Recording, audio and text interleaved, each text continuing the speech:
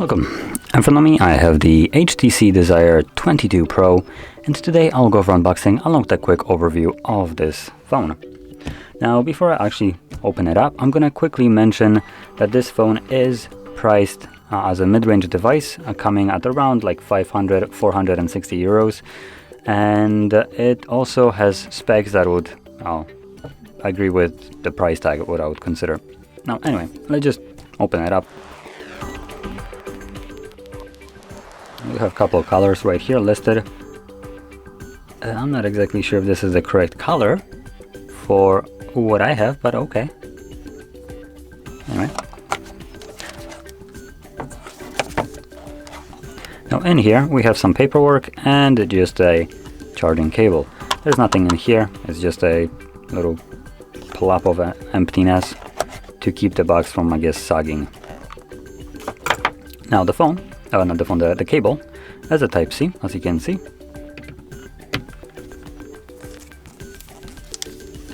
Let's take out the phone. I did already set it up, so you can just do this, and voila, you can kind of see immediately the display.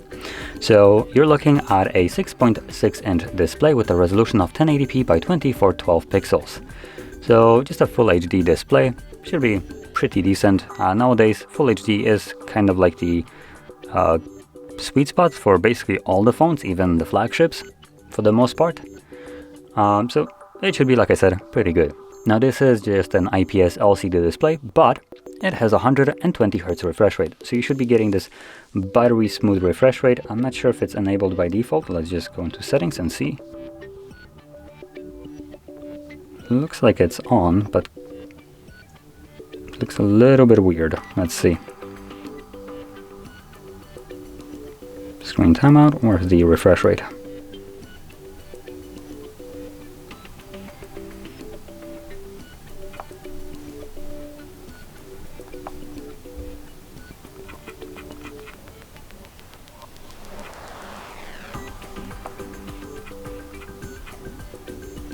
Anything?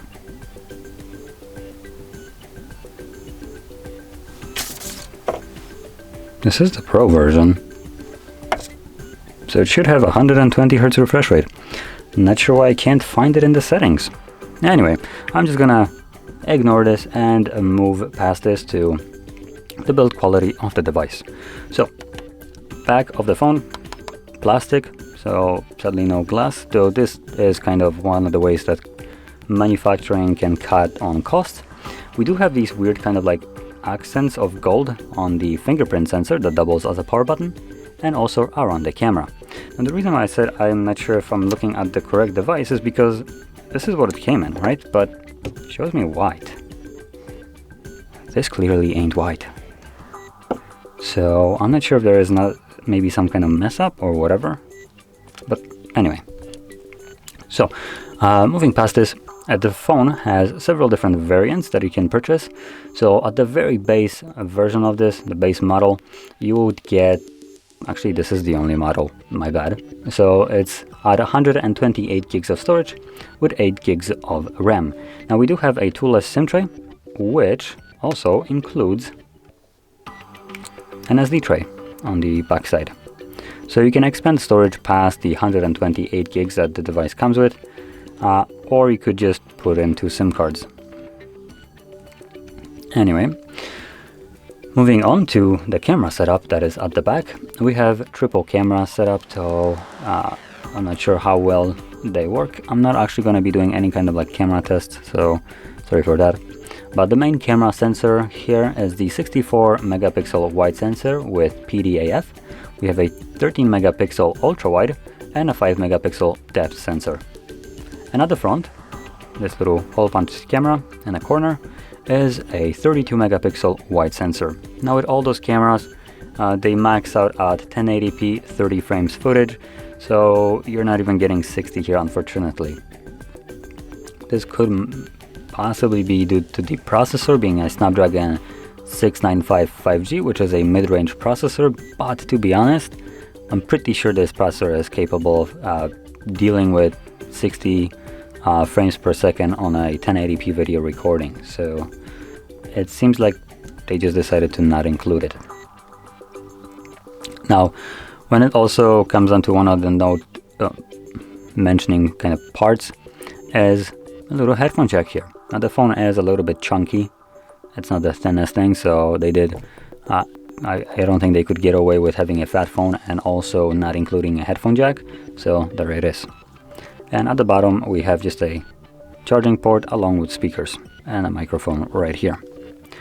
And that's about all the specs, unless there's one more, which is the battery and charging. So the battery in here, even though this phone is chunky like I mentioned, the battery size doesn't really follow that same logic. So we only have a 4520 milliamp hour battery, which is a little bit on a small side. I would probably expect like a 5000 in here, considering the size of this device, but whatever.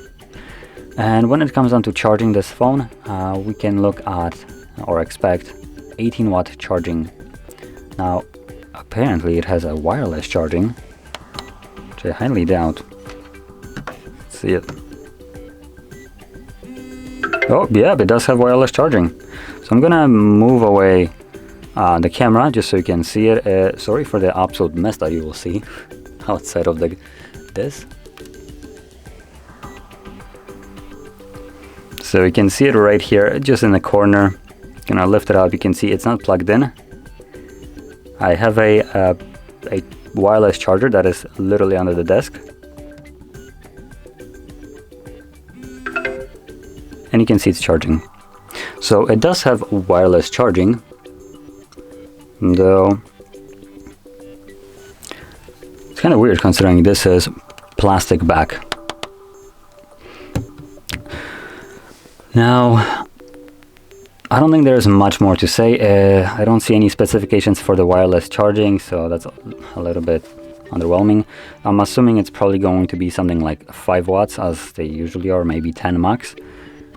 And a last thing to say, the phone is running on right now the newest version of Android, which is 12. If I can show this. Unless I need to update it, which would be a little bit unfortunate, but I hope I don't have to. So about phone, and let's see, Android version 12. So there we go. I have to like keep spinning this, whatever. So yeah, there we go. Now with that being said, if you found this video helpful, don't forget to hit like, subscribe, and thanks for watching.